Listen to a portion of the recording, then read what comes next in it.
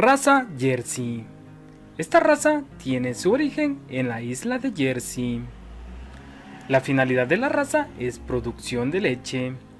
El color del pelaje va desde el bayo claro y pasa por el marrón, llegando hasta el casi negro.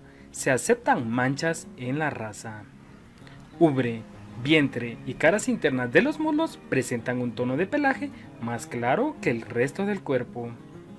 El hocico de los animales de la raza Jersey es color negro y las pestañas son negras. La ganancia de peso diario es de 400 gramos. Las vacas pesan en promedio 430 kilos. Los toros pesan en promedio 680 kilos. La edad al primer parto es a los 24 meses. El intervalo entre partos es de 420 días. En temas de longevidad, los animales de la raza Jersey pueden vivir fácilmente 10 años. La pubertad se presenta a los 16 meses. La producción de leche en promedio es de 6.440 litros por lactancia. De las vacas lecheras es la más ligera y refinada. El pelo es corto y la piel es fina.